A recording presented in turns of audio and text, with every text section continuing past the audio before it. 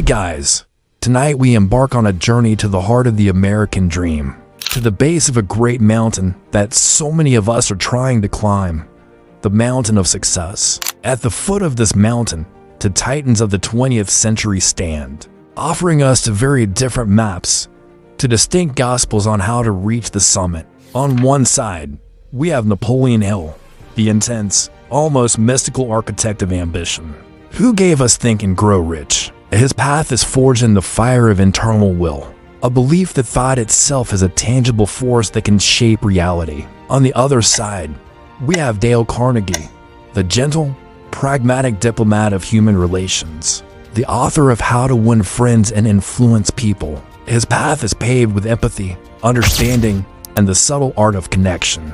For a century, their books have been silent mentors on our shelves, their philosophies shaping leaders, entrepreneurs, and anyone with a burning desire for more.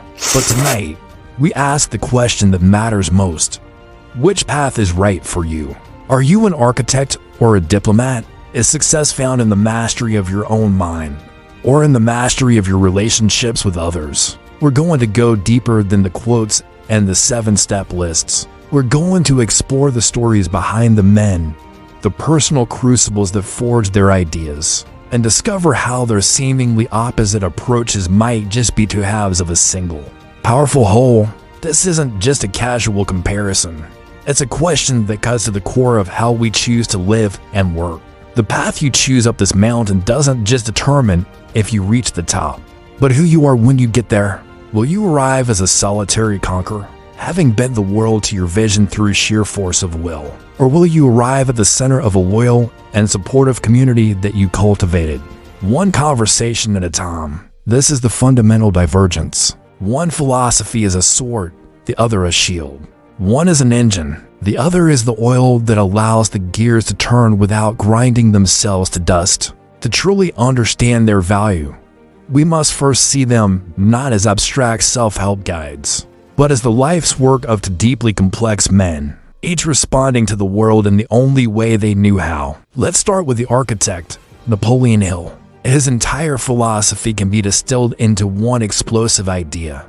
Your mind is a broadcasting and receiving station for thought, and the intensity of your desire determines the frequency you broadcast on. For Hill, the universe wasn't a cold, indifferent place.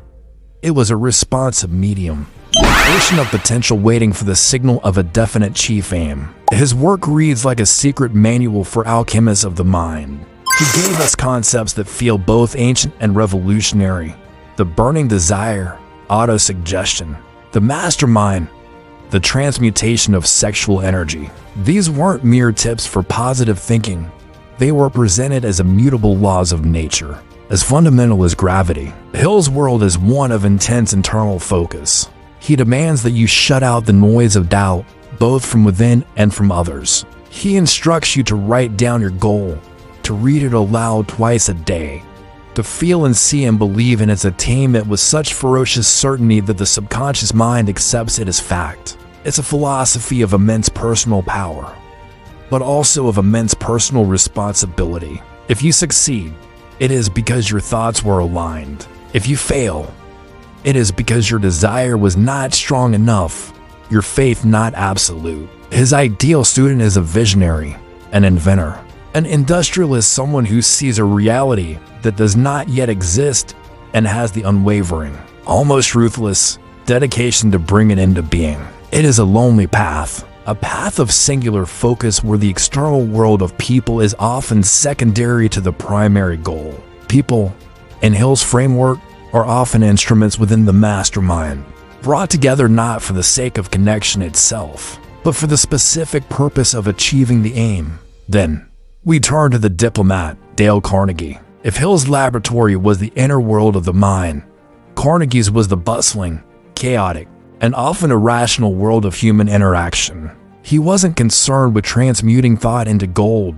He was concerned with the simple, yet infinitely complex challenge of getting another human being to genuinely like you and willingly cooperate with you. His philosophy is a radical shift in perspective from the self to the other. Where Hill says, "This is what I want," Carnegie teaches you to first ask, What does the other person want? How to win friends and influence people is not a guide to bending the universe to your will, but a guide to navigating the delicate ecosystem of human ego. Its principles are deceptively simple. Don't criticize, condemn, or complain. Give honest and sincere appreciation. Become genuinely interested in other people. Smile. Remember that a person's name is to the person the sweetest and most important sound in any language. These are not laws of cosmic physics.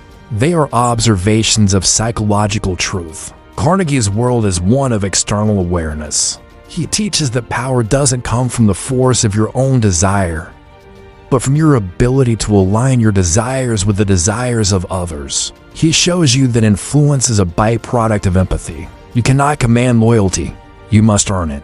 You cannot demand cooperation, you must inspire it. His ideal student is not the solitary visionary, but the leader, the salesperson, the manager, the spouse, the friend, anyone whose success is inextricably linked to the goodwill of others. For Carnegie, failure is not a lack of faith in oneself. It is a failure of connection, a breakdown in communication, a moment of forgetting that the person in front of you is a human being, driven by the same deep craving for importance that drives you. His path is not lonely. It is, by its very nature, a path walked with and through other people. It requires you to listen more than you speak, to understand before you seek to be understood, to plant seeds of goodwill without an immediate expectation of harvest. It is the gentle art of making the world want to help you succeed. So here we have our two maps, one drawn for the inner world, the other for the outer, one for the architect of ideas, the other for the ambassador of people. The question is not which map is better, but which terrain are you currently facing? And more importantly, how did these two men come to draw them in the first place? Their stories, filled with personal failure, relentless struggle, and profound insight, hold the key. To understand the architect, you must first understand the blueprint he was given and the almost impossible conditions under which he was forced to build. Napoleon Hill's philosophy wasn't born in a comfortable library or a university lecture hall. It was forged in the crucible of a single, life-altering conversation and tempered over to decades of relentless, often desperate, pursuit. The entire edifice of Think and Grow Rich rests on the foundation of a story that has become the stuff of legend. In 1908, Hill was a young, ambitious, but largely unknown magazine writer.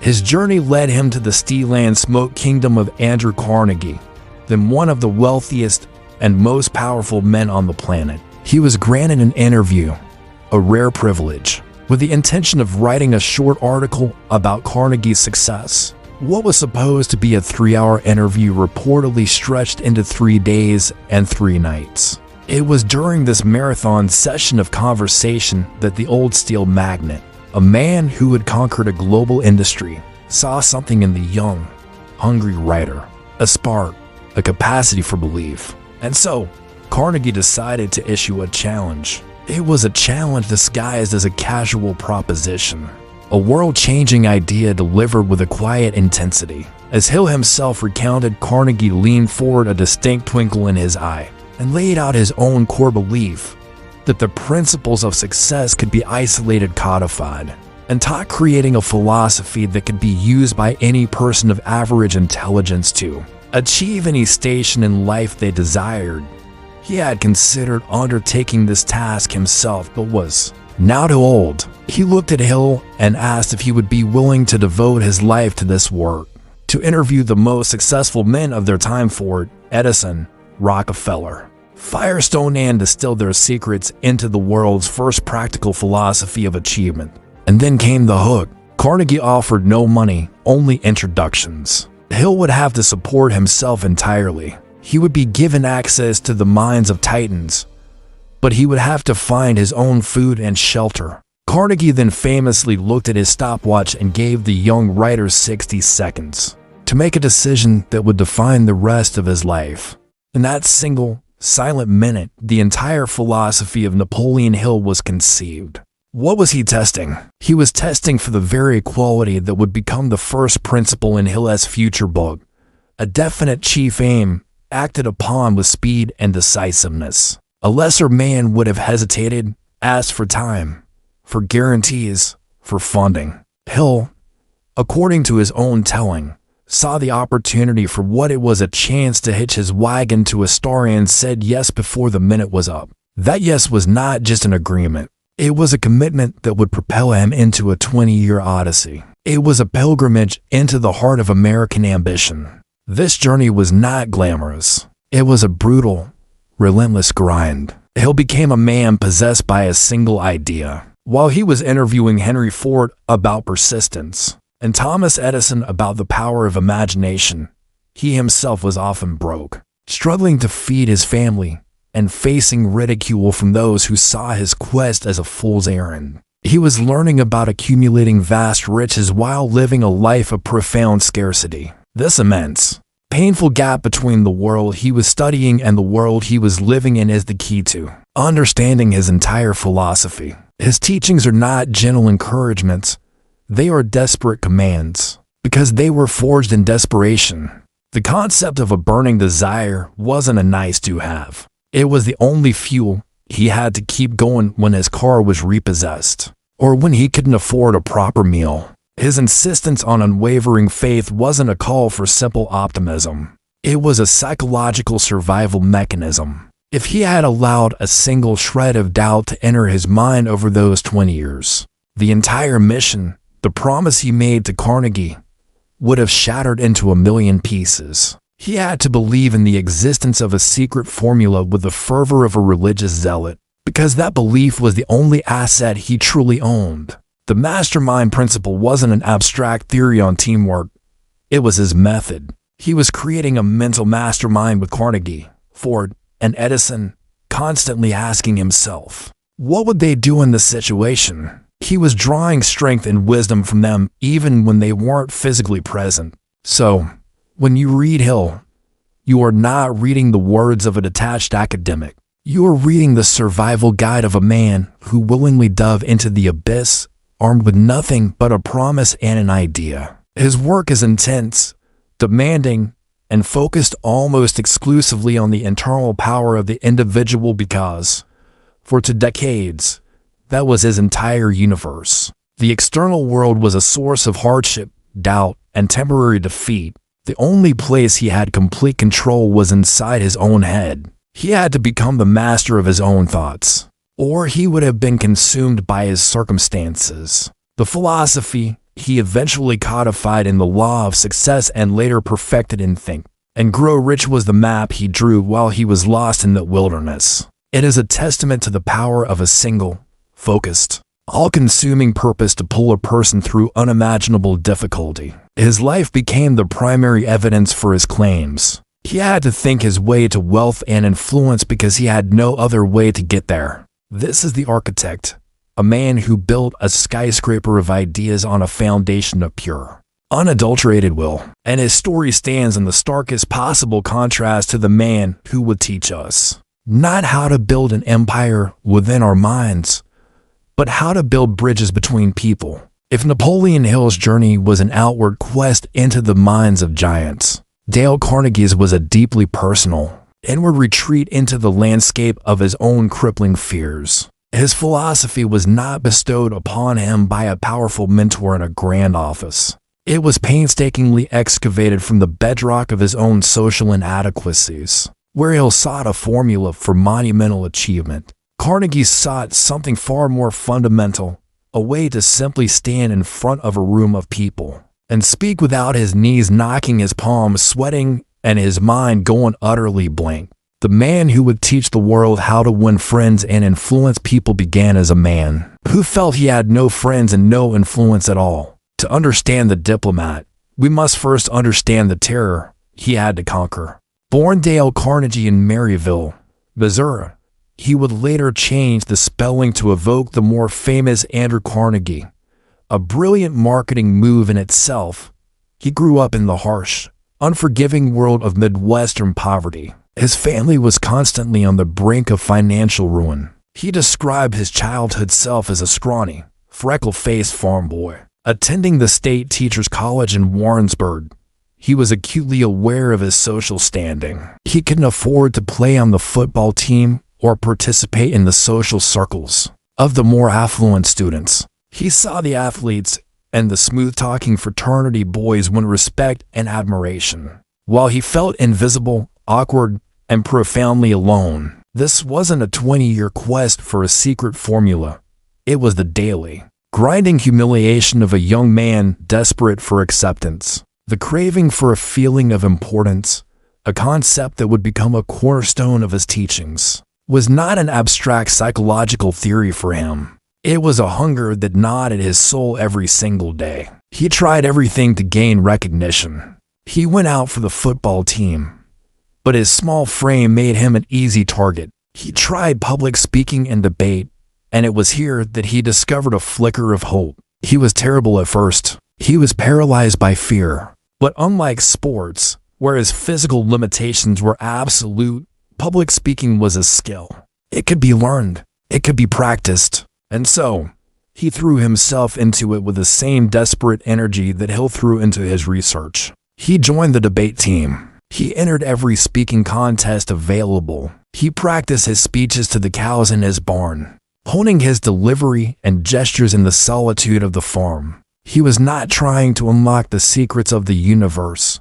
He was trying to unlock his own voice. And slowly, painstakingly, it worked. He began to win, and with each victory, he noticed something profound. The respect he craved, the friendships he desired, the influence he lacked, they all began to flow towards him. The act of learning to communicate effectively was transforming him from an outsider into a leader. After a few unfulfilling stints as a salesman for Armour and Company and a brief, failed attempt at becoming an actor, Carnegie found himself in New York City in 1912, living at the YMCA, broke and directionless. He was at a crossroads. He reflected on his college experience and realized that the single most valuable skill he had acquired was the ability to conquer his fear and express his ideas. He had an epiphany. Other people, especially ambitious business professionals, must have the same fear. They might be brilliant accountants, engineers, or managers, but if they couldn't communicate their ideas confidently, they were crippled. He went to the director of the YMCA and proposed teaching a night course in public speaking. He offered to do it on a commission basis, taking 80% of the net profits, because he had no money to rent the space otherwise. The director, seeing little risk, agreed. On that first night, Carnegie had nothing prepared. No textbook, no formal curriculum. He had only his own painful experience. So he improvised. He stood before his class of nervous businessmen and decided to teach the only way he knew how, by doing. He made the students get up and speak, even if it was just to say their own name and why they were there. He realized that the fastest way to build confidence was to create a safe, supportive environment. He didn't critique harshly.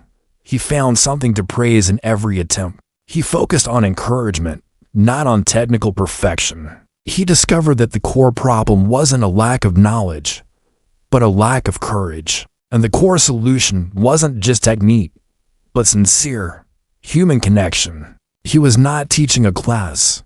He was leading a support group for the socially terrified. This class became a laboratory. From this raw, practical experiment, his entire philosophy on human relations would grow. He noticed that the principles that helped a person overcome the fear of public speaking were the exact same principles that helped them in their marriages, in their sales calls, and in their leadership roles. The secret wasn't about having the most powerful argument. It was about making the other person feel heard, respected, and important. This is the fundamental difference between the genesis of Hill's work and Carnegie's. Hill was given a mission from on high, a top-down pursuit of a grand theory. Carnegie's work was a bottom-up discovery, born from the mud of his own insecurities. Hill's philosophy is an external framework you impose upon yourself. Carnegie's is an internal change that radiates outward. You don't use Carnegie's techniques on people. You become the kind of person who naturally embodies them.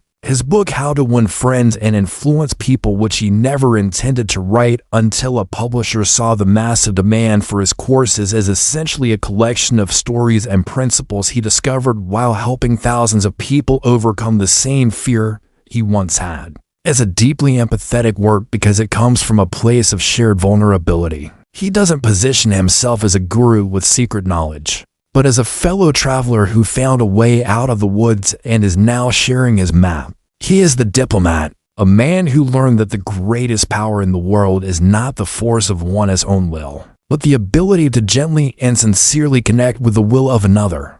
Now that we understand the men, let's dissect the engines of their philosophies. For Napoleon Hill, the engine is not in the world, not in your actions, not even in your habits. It is in the silent, invisible furnace of your mind. It is the story of his son, Blair. Shortly after Blair was born, the doctors delivered a devastating diagnosis. The boy had been born with no physical sign of ears, and they declared he would be deaf and mute for life. Hill recounts his immediate reaction. It's the ultimate proof, for Hill, that his philosophy was not just about making money.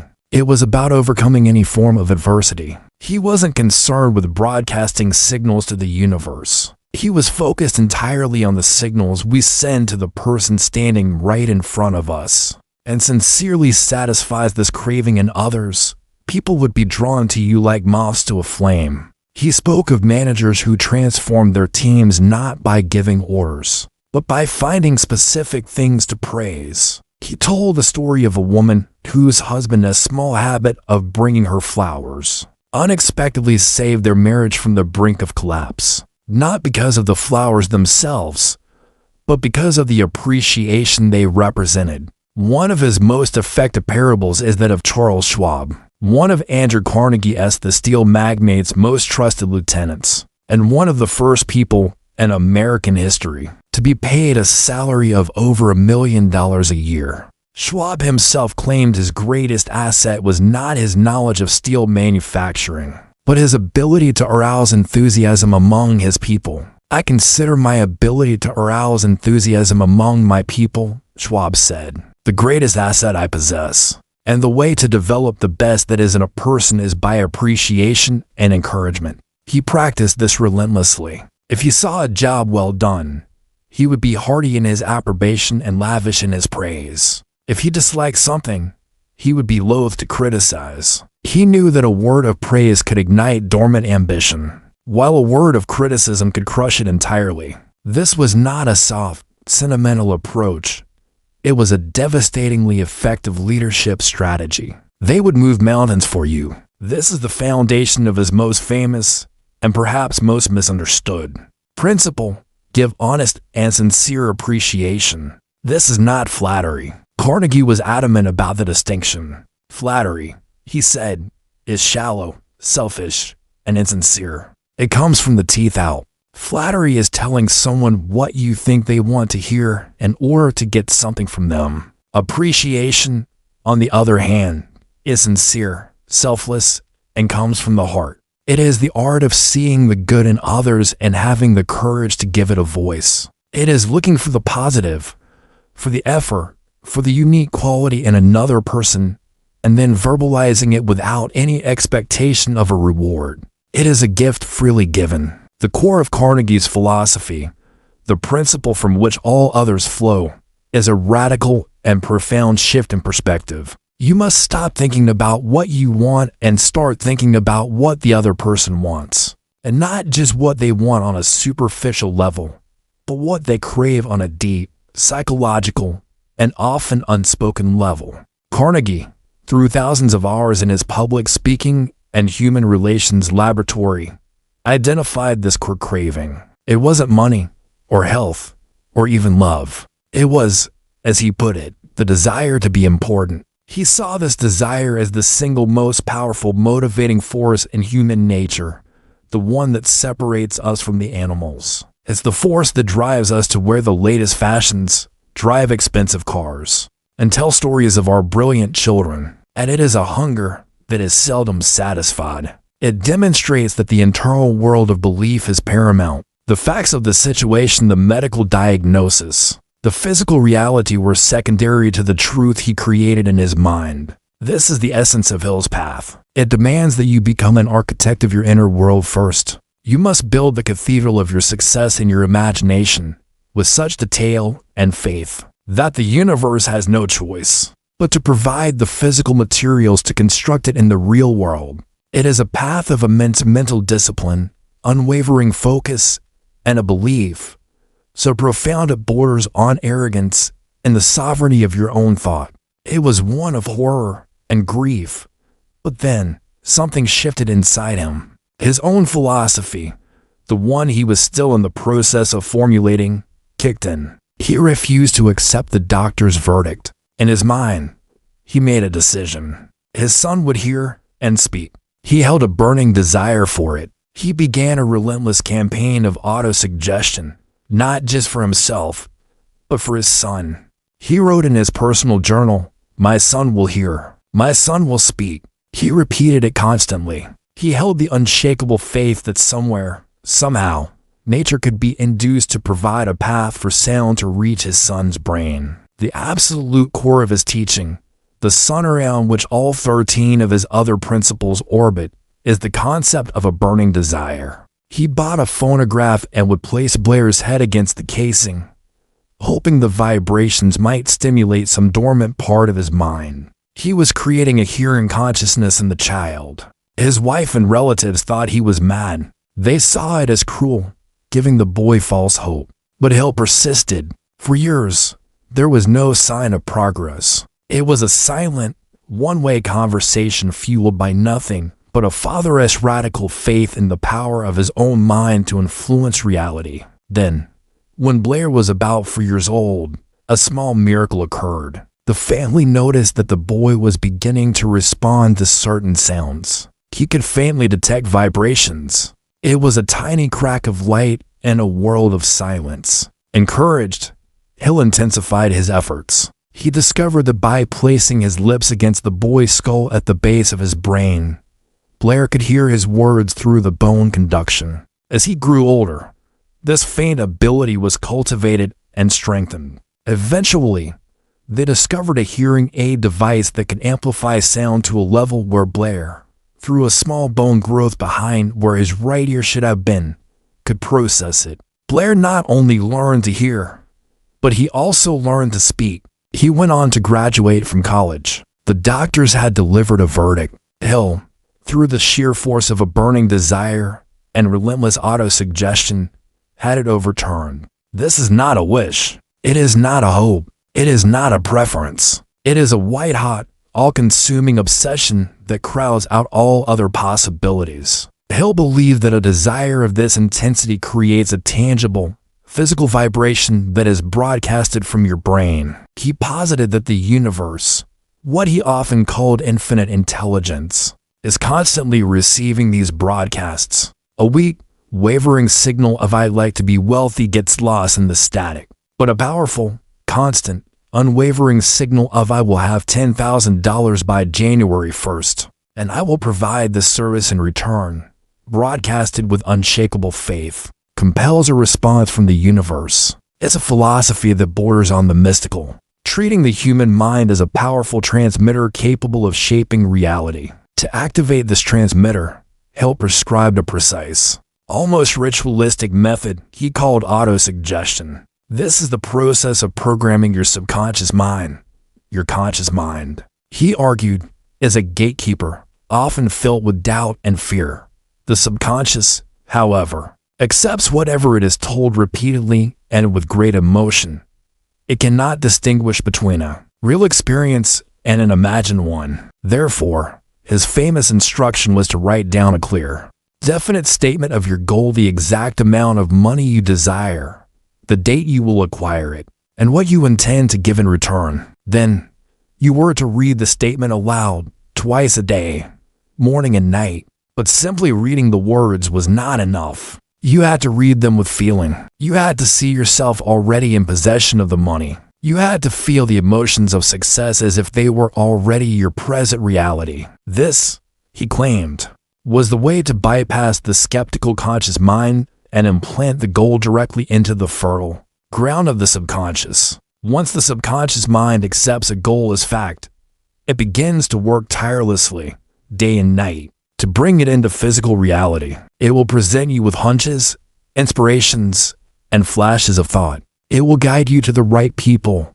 the right opportunities, the right plans. Perhaps the most powerful and moving illustration of this principle in action came not from the titans of industry he interviewed, but from his own family. As Blair grew, Hill would talk to him, sing to him, and tell him stories for hours on end, just as if the boy could hear every word. This story is the emotional heart of Think and Grow Rich. If Napoleon Hill's engine is the internal furnace of desire, Dale Carnegie's is the external ecosystem of human connection. Carnegie's genius was to recognize that if you could become one of the rare individuals who genuinely to illustrate this, Carnegie didn't tell stories of titans bending reality. He told simple, human-scale parables. Another core tenet of Carnegie's diplomat's toolkit is to become genuinely interested in other people. Again, the keyword is genuinely. You cannot fake interest. People have a highly attuned antenna for insincerity. This principle demands that you silence your own ego, your own desire to talk about yourself. Both men understood that no great success is achieved alone. Both championed the power of synergy, but the structures they propose for achieving that synergy and the reasons behind them are fundamentally different. This third mind could be tapped into by each member of the group, providing them with insights, ideas, and power they could not access alone. Carnegie never used the term mastermind, but his entire philosophy is about building a vast, interconnected web of positive human relationships. Unlike Hill's mastermind, a Carnegie-style network is not formed for a single, definite purpose. Its purpose is the connection itself. It is built one conversation, one act of kindness, one moment of sincere appreciation at a time. Carnegie's network is about becoming a beloved and trusted citizen of the town where the rocket ship is being built. Hill champions a direct, unwavering, and almost aggressive pursuit of a goal, embodied in his concept of the definite chief aim. Carnegie, by contrast, advocates for a more subtle, indirect, and patient approach, a gentle art of influencing your environment to create opportunities, rather than hunting them down. It's the difference between a battering ram and a rising tide. One is transactional and goal-oriented. The other is relational and process-oriented.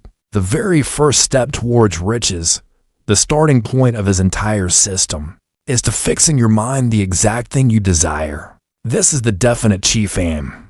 It cannot be vague. I want to be successful is useless. I will have in my possession $1 million by 10 a.m. on January 1st, 5 years from today, by providing the most effective personal coaching service in the city. That is a definite chief aim. For Hill, this aim acts as a psychological North Star. It magnetizes your mind, filtering your perceptions and drawing your attention to anything and everything that can help you achieve it. Once this aim is set and backed by a burning desire, your primary job is to hold onto it with relentless persistence, to protect it from the negativity of others and the doubt within yourself. One seeks to harness power for a specific end. The other seeks to generate goodwill as an end in itself. The architect needs a blueprint and a construction crew.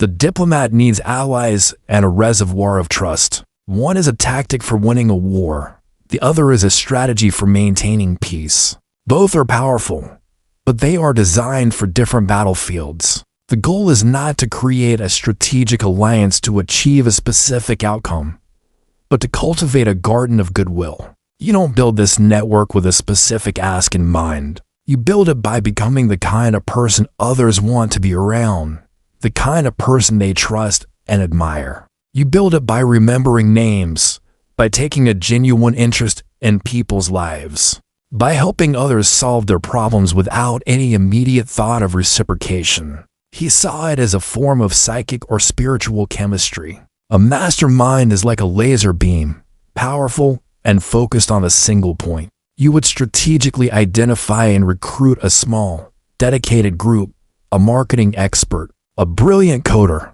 a financial wizard, You would meet regularly with a clear agenda, all focused on the definite purpose of making the startup a success. The relationships are instrumental to the goal. Now, consider a different scenario. You are a community leader, a sales professional, or simply someone who wants a rich, fulfilling life. Carnegie's approach is your guide. You would focus on building authentic connections with everyone you meet. You would practice empathy with your clients, show sincere appreciation for your colleagues, and take a genuine interest in the people in your neighborhood. You are not building this network to launch a specific product next Tuesday. You are building it as a lifelong asset, a source of support, joy, and serendipitous opportunity. The relationships are the goal itself. A network is like a safety net, spread wide to catch you when you fall and to provide opportunities from unexpected directions. The value is emergent. The person you helped with a small problem 5 years ago might suddenly be in a position to offer you the opportunity of a lifetime. The casual acquaintance with whom you always shared a smile and a kind word might become your most vocal advocate in a room where you are not present. Carnegie's approach is based on the law of indirect effort. You don't chase influence, you cultivate it. You don't hunt for opportunities. You create an environment where opportunities are naturally drawn to you. His primary examples were titans of industry. He pointed to the relationship between Henry Ford, Harvey Firestone, and Thomas Edison. These three men, giants in their respective fields, would often go on camping trips together. To the outside world, it looked like a simple vacation, but Hill saw it as a mastermind alliance in action.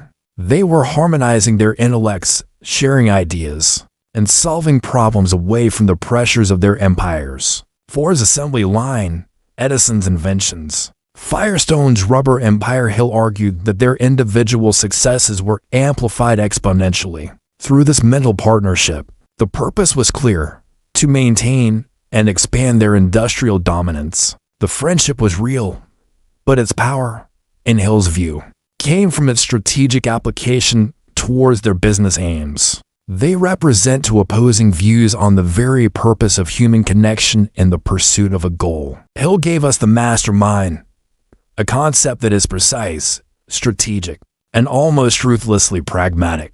Carnegie, on the other hand, championed the network, a more organic, humanistic, and fluid approach to building relationships and your accomplishments, and instead turned the spotlight fully onto the other person. He defined it as the coordination of knowledge and effort in a spirit of harmony between two or more people for the attainment of a definite purpose. Every word in that definition is critical. Coordination of knowledge and effort implies a structured alliance. This is not a casual friendship circle. It is a business-like consortium of minds. And a spirit of harmony is crucial. Hill believed that discord and negativity within the group would shatter its power. But the most important phrase is for the attainment of a definite purpose. The mastermind is not an end in itself. It is a tool. It is a vehicle created for the specific, singular purpose of achieving a predetermined goal, usually the definite chief aim of the group's leader. The relationships within the mastermind are secondary to its function. People are brought into the alliance because of the knowledge, resources, or influence they can contribute to the mission. Ask them questions about their life, their work, their passions, and then listen. Truly listen. Don't just wait for your turn to speak. Carnegie loved to tell the story of a dinner party where he met a distinguished botanist. Carnegie himself knew nothing about botany. Instead of trying to impress the man with his own knowledge, he simply listened for hours, rapt with attention, as the botanist spoke of exotic plants and experiments. At the end of the evening, the botanist turned to the host and paid Carnegie the highest of compliments, calling him a most interesting conversationalist. Carnegie had barely said a word. He had simply been a great listener and had made the other person feel important and fascinating. This is the Carnegie method in its purest form. It is the art of making yourself invisible so that the other person can feel seen. It is the realization that the shortest path to being interesting is to be interested. The path to influencing people is not to impress them with your own greatness, but to recognize and affirm theirs.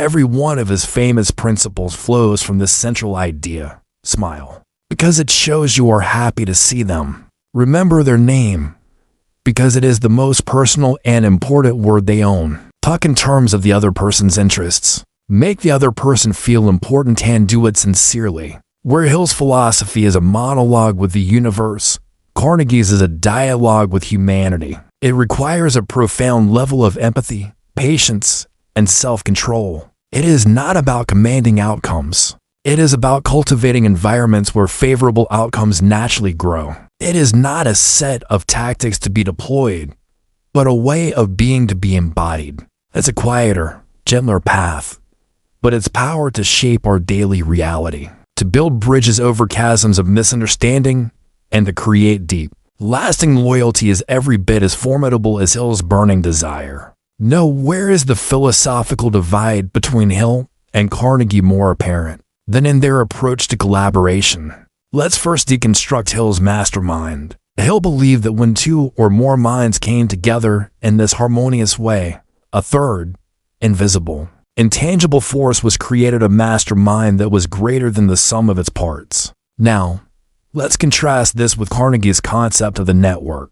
The power of the Carnegie network is not in its focused intensity, but in its broad, resilient reach. Consider the difference in application. If you have a specific, complex business goal, say, launching a new tech startup, Hill's mastermind principle is invaluable. Hill's mastermind is about assembling a team of specialists to build a rocket ship. The divergence in their philosophies on collaboration naturally leads to a profound difference in their views on personal ambition and how it should be pursued. Napoleon Hill is unequivocal on this point. This approach is inherently confrontational. It assumes a world of resistance that must be overcome through sheer force of will. Hill's language is often militaristic. He speaks of conquering fear, defeating temporary failure, and commanding your subconscious mind. Your definite chief aim is your banner in this battle. You march towards it directly, with single-minded focus. Hill would instruct the person to make the promotion their definite chief aim. People naturally resist being pushed. When someone is aggressively pursuing a goal, we can often feel their ambition as a sharp edge. It can feel self-serving. You will face setbacks, you will make mistakes, and you will encounter what feels like insurmountable failure. How philosophy instructs you to interpret and respond to these moments is perhaps its most critical function. The universe wasn't telling you no. It was telling you not this way. The pain of the defeat was the price of a priceless education. The solution is to go back to the people involved and repair the connection. It requires humility and introspection of a different kind. He puts the focus on your strategy and your internal resolve. Carnegie hands you a mirror and a telephone and tells you to find the flaw in your relationship with others. He puts the focus on your empathy and your external actions. One sees failure as a logical puzzle to be solved, a signal from the universe about your plan. The other sees failure as an emotional wound to be healed, a disconnection from the people who can help you. The architect believes the structure failed because the math was wrong. The diplomat believes it failed because the builders no longer trusted each other. Both perspectives are valid, and knowing which tool to use depends entirely on the nature of the collapse. You must ask yourself, where did I fail to make them feel important? Where did I neglect to give sincere appreciation? Did I remember their name? Did I genuinely try to understand their problems and their interests? For Carnegie, the path forward after a setback is paved with apology, understanding, and a renewed effort to build bridges. It's about mending the human fabric that was torn. Consider the classic example of a manager whose team is underperforming. The Hill approach would be to analyze the team's processes, set clearer goals, and perhaps replace underperforming members a strategic, analytical response. The Carnegie approach would be for the manager to first look in the mirror. Have I created an environment of fear or one of encouragement? Do my team members feel like cogs in a machine or valued partners in a shared enterprise? The manager would then start making deposits in what he called the bank of human goodwill, offering praise, asking for opinions, showing personal interest. He believed that the performance issue wasn't a technical problem. but a human one, and it could only be solved with a human solution. It was forcing you to stop, to reevaluate, to find a better, more intelligent path to your definite chief aim. He would ask you to question everything about your methods. Was your plan sound? Did you have the right people in your mastermind? Did you lack persistence? Was your desire truly a burning obsession, or was it a lukewarm wish? The responsibility was placed squarely on your shoulders. Temporary defeat was not the fault of the economy, your competitors, or bad luck. It was a result of a weakness in your own application of his principles. This is a harsh and demanding creed, but it is also incredibly empowering. It assumes you are always in control. There are no victims in Hill's world, only students who have not yet learned the lesson the defeat was sent to teach. The story of James J. Hill, no relation, the great railway builder, was a favorite of Napoleon Hill's. When he first sought financing for his Great Northern Railway, he was rejected by every major banking house in New York. He didn't abandon his dream. He saw it as a temporary defeat, a signal that his financing plan was wrong. He went back, redesigned his approach, and ultimately found the funding in London, building one of the few transcontinental railroads that never went bankrupt. He turned defeat into a detour, not a dead end. It is here, in the dark valley of defeat, that the paths of Napoleon Hill and Dale Carnegie diverge into two fundamentally different worldviews. If you trace the logic of his teachings, failure is almost never a problem of a flawed strategic plan. It is a problem of a flawed human connection, a lost sale, a failed negotiation, a project that falls apart due to team infighting. Carnegie would diagnose these, not as strategic errors, but as empathy breakdowns. The temporary defeat didn't come because your desire wasn't strong enough. It came because you failed to see the situation from the other person's point of view. You criticized when you should have praised. You argued when you should have listened. You talked about what you wanted instead of arousing an eager want in the other person. For Hill, failure is a signal to be analyzed. For Carnegie, it is a human disconnection to be healed. But when someone is genuinely helpful, supportive, and makes us feel important, we naturally want to see them succeed. This was not just a semantic game. It was a core tenet of his psychological framework.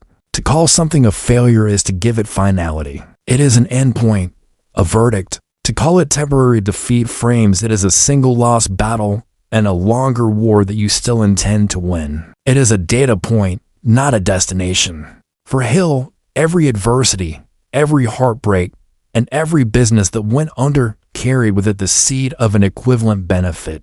Your job, when faced with temporary defeat, was not to grieve or despair. Your job was to get analytical. You were to conduct a ruthless post-mortem, not on your goal, which was to remain sacred and unquestioned, but on your plan. We become their allies, often without even realizing it. Carnegie's method is to influence the entire environment, to raise the tide of goodwill around you, which then lifts your boat. Hill's method is to build a more powerful engine for your boat and drive it straight for the shore, regardless of the tide. One is a game of chess, strategically positioning your pieces for a final checkmate. The other is a game of Go, subtly placing stones to gain influence over the entire board.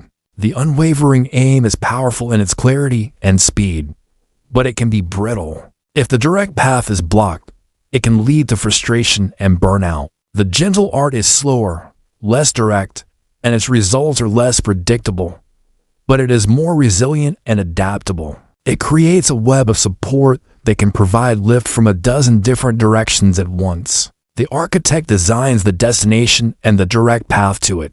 The diplomat cultivates the landscape, making the journey itself a source of power and opportunity. They would write it down, visualize themselves in the new role, and create a concrete plan of action to demonstrate their superior value to the company. They would form a mastermind with influential colleagues. Their actions would be direct, strategic, and aimed squarely at the target of the promotion. It is an active, push strategy.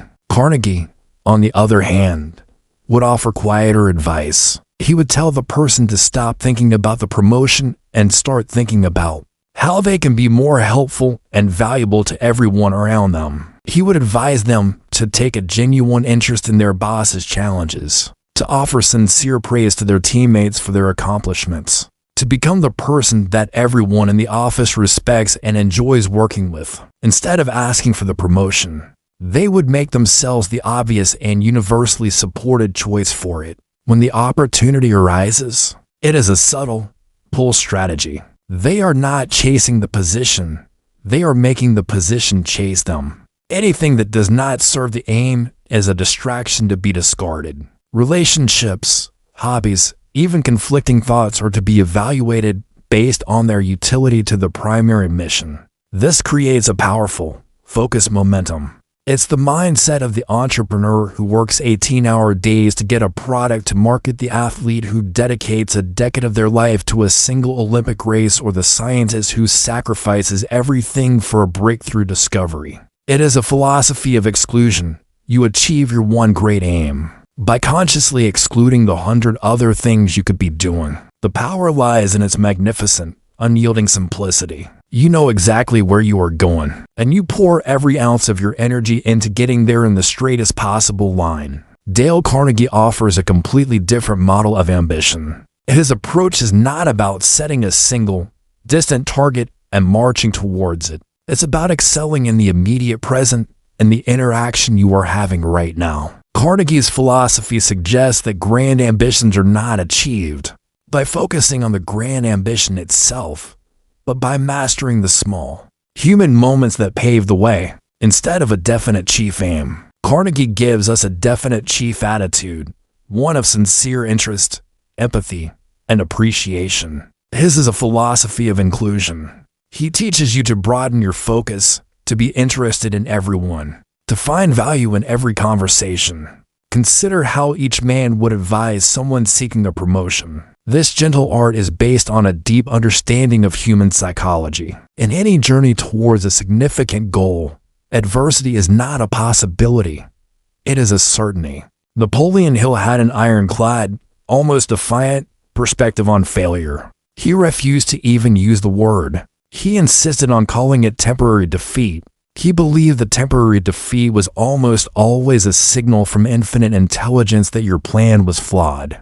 Dale Carnegie's philosophy, while not as explicit about failure, implies a very different cause and a very different solution. The solution, therefore, is not to retreat into your own mind and analyze your plan with cold logic. So we have to distinct diagnostic kits for failure when you fall. Hill hands you a blueprint and a magnifying glass and tells you to find the flaw in the design. No exploration of these titans would be complete without stepping into the shadows they cast.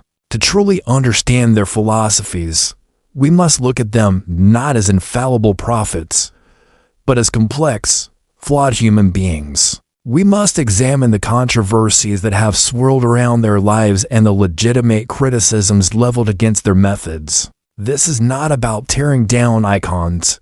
It is about seeing them in 3 dimensions, which allows us to use their wisdom with greater discernment. His life story is not in dispute. The controversy lies in the application and potential misuse of his teachings. Carnegie was adamant that his methods would only work in the long run if they came from a place of genuine belief. The structure itself is sound and has provided shelter for millions, but we must be aware that the blueprint's origin story might be a powerful fiction. And when should you deploy Carnegie's toolkit? The answer is not to choose one over the other in a permanent sense. This is the moment of inception, when an idea is just a fragile spark in your mind and the world has not yet given you permission to pursue it. This is when your back is against the wall, when you have experienced a temporary defeat that threatens to become a permanent failure. Imagine your business has just lost its largest client, your key funding has fallen through,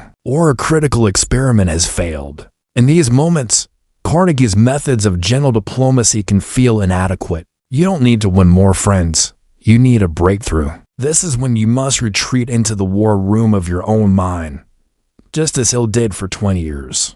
You must double down on your faith, analyze your plan with ruthless objectivity, and draw upon a reserve of persistence that you didn't know you had. Hill's philosophy gives you the mental architecture to withstand the storm. It teaches you to see the crisis not as an ending, but as a crucible designed to burn away your weaknesses and reveal a better path forward. It is the philosophy of the turnaround, the comeback, the last-minute victory snatched from the jaws of defeat. Whether you are an entrepreneur dreaming of a new business, an artist envisioning a masterpiece, or an activist launching a social movement, you are in the 0 to 1 phase. Here, there is nothing but the idea itself. It is in this stage that a definite chief aim is not just helpful, it is essential for survival. You must define precisely what you are trying to create, or the ambiguity will kill you. You must cultivate a burning desire because, in the early days, passion is the only fuel you have. There are no profits, no accolades, and no external validation. There is only the belief you hold in your own mind. Auto-suggestion becomes your most critical daily practice, a way to build a fortress of faith around your fragile idea, protecting it from the inevitable chorus of doubters and naysayers. But to recognize the specific life situations and challenges for which each philosophy is uniquely designed. Think of it as having two different lenses for your camera. One is a powerful telephoto lens, designed to bring a distant, specific object into sharp, singular focus. The other is a wide-angle lens, designed to capture the entire landscape and all its interconnected beauty. Knowing which lens to use is the mark of a master. Hill's philosophy is the telephoto lens. It is the architect's blueprint, the tool you need when faced with a challenge that requires immense, solitary focus and unwavering internal resolve. Carnegie, the diplomat, gave us a toolkit for building human bridges, but he also gave us tools that, in the wrong hands, could be used to build sophisticated traps. The criticism of both men serves as a vital reminder. Hill's work requires a healthy dose of skepticism and historical context. Carnegie's work requires a constant, rigorous check of your own intentions. Is your desire to connect genuine, or is it a tactic? Are you building a relationship, or are you running a psychological operation? Acknowledging these shadows does not diminish their light. It allows us to navigate by it more wisely. Flattery, he warned, would always backfire. A faked interest in another person is easily detected. His entire system is predicated on the idea that you must genuinely find something to appreciate, that you must sincerely want to understand the other person's point of view. The problem is that the techniques can be learned and applied mechanically by someone without that sincere foundation. A manipulative person can certainly use Carnegie's tools to achieve short-term gains. They can feign interest and offer hollow praise to close a deal or win an argument. But Carnegie's implicit argument is that this is not a sustainable strategy. Over time, insincerity rots relationships from the inside out. True, lasting influence can only be built on a bedrock of trust, and trust can only be earned through authentic character. The most common critique of how to win friends and influence people is that it is a manual for manipulation. Critics argue that techniques like arousing an eager want in the other person or making the other person feel important are not about genuine connection, but about skillfully stroking egos to get what you want. The word influence itself can carry a sinister connotation. The charge is that Carnegie teaches a form of social engineering, of presenting a full weight of friendliness to disarm people and make them more compliant. This critique sees the constant smiling, the remembering of names, the endless appreciation as a calculated performance, not an authentic expression of character. It can feel, to a skeptic, like you're being handled, not heard. We must separate the man from the myth and the method from its potential for misuse. Let's begin with the architect, Napoleon Hill. For the controversies surrounding him are significant and strike at the very heart of his origin story. The central, explosive question that has been debated by historians and journalists for decades is this: did the 3-day interview with Andrew Carnegie ever actually happen? Researchers, most notably author David Nassau in his definitive biography of Carnegie, have found absolutely no evidence of it. There are no letters, no journal entries from Carnegie, no third-party accounts to corroborate Hill's story. Carnegie was a meticulous record keeper, Yet this supposedly life-changing 3-day encounter with a young writer who he charged with distilling his life's work went completely unmentioned. Furthermore, Hill's claims of close relationships with other titans like Henry Ford and Thomas Edison have also been heavily scrutinized and, in some cases, debunked. Evidence suggests he had, at best, brief, formal encounters with some of these men, not the deep, mastermind-level partnerships he described. So what do we do with this?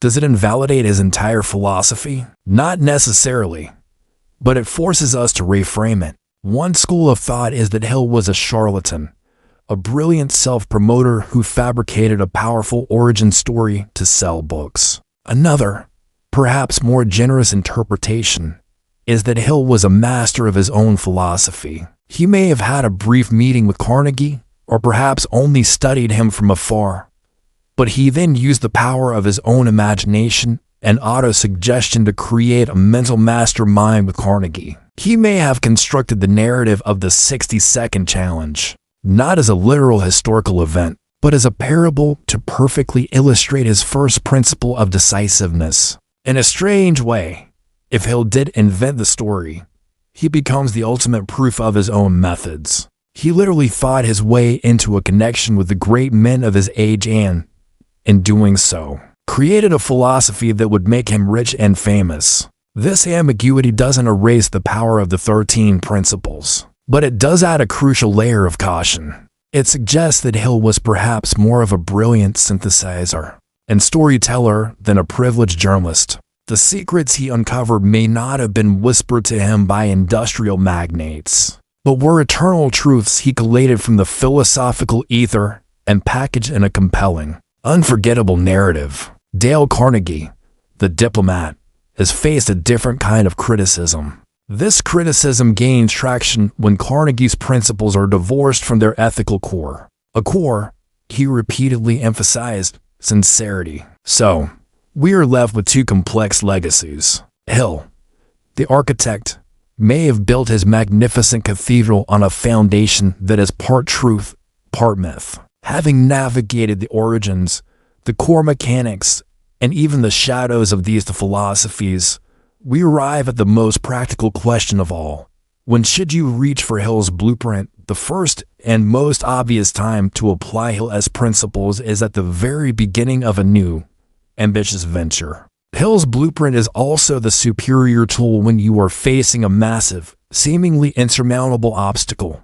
Finally, Hill's methods are indispensable when you are engaged in deep, creative, or innovative work that requires long periods of isolated concentration. Think of the novelist writing a book, the computer programmer coding a complex algorithm, or the scientist working on a new theory. In these scenarios, the external world of human relations, while still important, becomes secondary. His philosophy, the diplomat's toolkit, is not for the moments of solitary creation, but for every moment that involves another human being. If you are a leader, a manager, a salesperson, a teacher, a parent, or part of any team, your effectiveness is not measured by the strength of your own desire, but by your ability to inspire action in others. Hill's mastermind is excellent for a focused project, but a career is not a single project. Hill's relentless focus on a definite chief aim can be incredibly effective in business,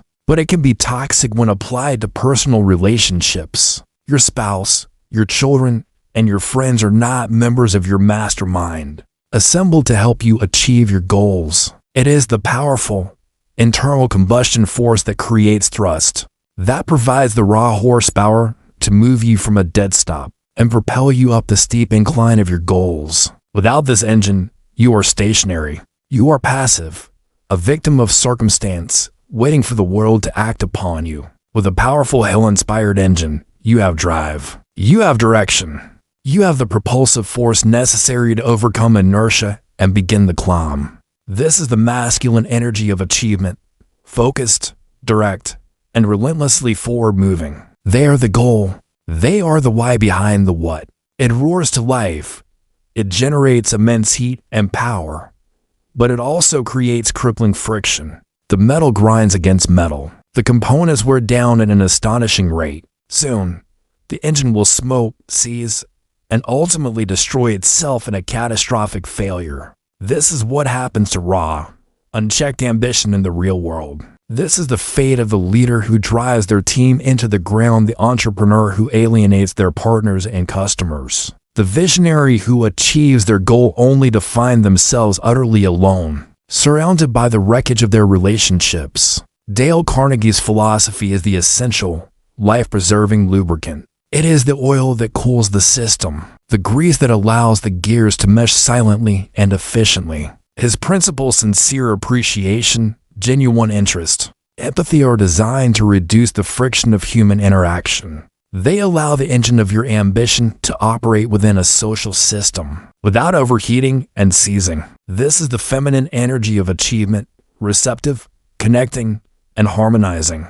Carnegie's entire philosophy is a manual for nurturing these most important bonds. The principles of not criticizing, of giving honest appreciation, of listening intently, of showing respect for others' opinions, these are the very bedrock of a happy family and a deep friendship. When you have a disagreement with your partner, trying to win the argument is a guaranteed loss for the relationship. The Carnegie approach is to first seek to understand their point of view, to validate their feelings, and to find a collaborative path forward. It's about preserving the harmony of the connection above all else. While Hill gives you the tools to build an empire, Carnegie gives you the tools to build a home. One helps you succeed in the marketplace. The other helps you succeed in the living room. Neglecting the latter in pursuit of the former is the ultimate temporary defeat, from which many never recover. When the task is to lead, to collaborate, to build lasting trust, or to nurture the relationships that give life meaning, you must put down the architect's blueprint and open the diplomat's toolkit. It is a long journey, and you need a broad base of support. For the last hour, we have explored their contours, traced their paths, and studied the lives of the cartographers who drew them. We have the architect's blueprint from Napoleon Hill, a guide to building a powerful engine of internal will. And we have the diplomat's toolkit from Dale Carnegie, a manual for lubricating the gears of human interaction. The ultimate question remains: how do we climb? The greatest mistake, the one that causes so many ambitious journeys to end in frustration and ruin, is to believe that you must choose one map over the other. The final, most profound secret is that they are not different maps to the same summit. They are two halves of a single, complete map. Success is not a matter of choosing between the engine and the lubricant. It is a matter of understanding that you need both to complete the journey. This is where the gentle art of winning friends becomes a superpower. It is the philosophy for the conference, the networking event, the casual lunch, the hallway conversation. It is in these small, seemingly insignificant moments that reputations are built. By remembering someone's name, by asking about their family, by sending a follow-up note that mentions a specific point of interest from your conversation, you are making deposits in the bank of human goodwill. You are not doing this with a specific ask in mind.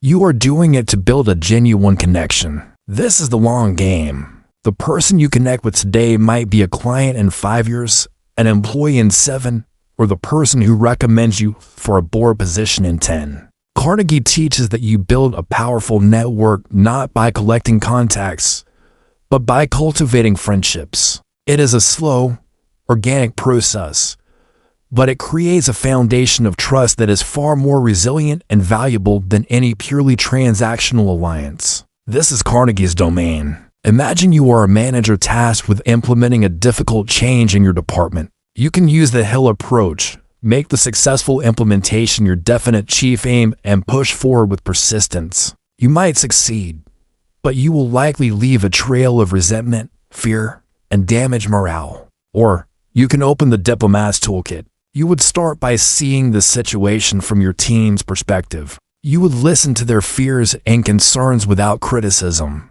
You would arouse an eager want by framing the change in terms of the benefits to them, not just to the company. You would find genuine reasons to praise their efforts during the transition, making them feel like valued partners rather than pawns in your plan. In this scenario, Carnegie's methods are not soft skills.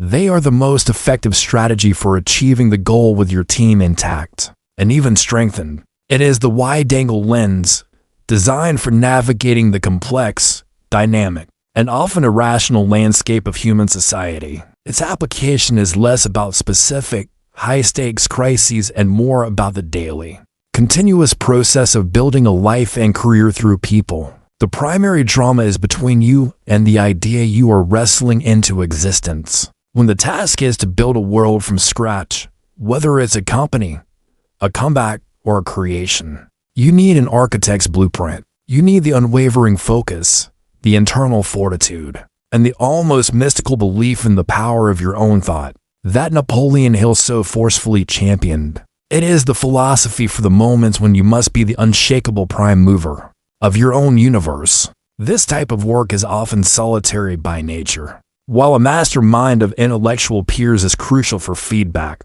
the core act of creation happens alone. It is a battle fought within the confines of your own skull. Hill's principles are tailor-made for this battle. The definite chief aim keeps you focused on the finish line through months, or even years of painstaking effort. The belief in your own creative power, what Hill called imagination, becomes your primary tool. You must be able to hold the entire complex structure of the novel, the code, or the theory in your mind. This requires a level of mental discipline and a belief in the value of your own internal world. That is pure, undiluted Napoleon Hill. If Hill provides the blueprint for building the engine, Carnegie provides the essential lubricant that allows it to run without tearing itself apart. The most critical time to deploy Carnegie's toolkit is whenever your success depends directly on the willing cooperation of others. This describes the vast majority of our professional lives. Carnegie's principles are also the indispensable guide for turning professional connections into a powerful, supportive network. Finally, and perhaps most importantly, Carnegie's toolkit is the essential guide for your life outside of work. So we return to the base of the great mountain, holding to maps in our hands. Think of it in the most literal sense. Napoleon Hill's philosophy, the definite chief aim, the burning desire, the unwavering persistence is the engine of your ambition. But what happens to a powerful engine that runs without oil? Let's imagine an entrepreneur, Sarah, who wants to build a revolutionary software company. In the first year, she is pure Napoleon Hill. She realizes the engine is about to seize. So she starts applying the lubricant. She holds a team meeting where her only goal is to listen. The question to ask yourself is this: where is my journey breaking down? Is it a failure of propulsion or a failure of lubrication? Do I lack a clear, burning desire that drives me forward each day? If so, the architect's blueprint is your guide. Or am I moving forward, but creating a wake of friction, burnout, and broken relationships? If so, the diplomat's toolkit is your salvation. The truly successful individual, the one who reaches the summit not just wealthy but also wise, not just powerful but also beloved, is the one who learns to be both. They are the architect of their own soul and the diplomat to the world. They have built a powerful engine, and they have learned to keep it running with grace. She doesn't defend, she seeks to understand. She starts writing personal notes to her employees, praising specific contributions they've made. She calls a disgruntled client not to sell them, but to ask for their honest opinion and advice. She starts to genuinely see her business not just as her own definite aim, but as a shared enterprise with her employees, partners, and customers. The engine of her ambition doesn't stop running. Her desire to build a great company is still burning, but now it runs smoothly. The grinding noise is replaced by a quiet hum. Her team becomes fiercely loyal. Her clients become her biggest advocates. The engine, now properly lubricated, can run faster and further than she ever imagined. She locks herself in her apartment, works 18 hours a day, and turns her idea into a viable product. The journey to success is a dance between the internal and the external, between the will and the way. You begin with Hill. You must first go into the silent workshop of your own mind and forge a purpose. You must build your engine. But the very moment your ambition touches another human being, you must engage Carnegie. You must lubricate every interaction with empathy and respect. Hill gives you the power to get what you want. Carnegie ensures you can live with the people you get it from. Hill is the what, the goal, the vision. Carnegie is the how, the method of execution in a social world. Her definite chief aim is her North Star. Her burning desire is the only thing that keeps her going through the endless bugs and setbacks. She builds a magnificent engine. Her company launches and finds initial success. But now, she has to hire employees. She has to manage investors. She has to negotiate with powerful clients. Her hill-only mindset, the very thing that made her successful in isolation, now becomes her greatest liability. She is so focused on her aim that she dismisses her team's concerns. She is so persistent in her vision that she steamrolls her clients in negotiations. The engine is running hot. Morale is dropping. Key clients are getting angry. There is friction everywhere. Then, at a moment of crisis, she discovers Carnegie. This is the synthesis. The two philosophies are not in conflict. They operate on different, complementary levels. So the final question is not which man was right.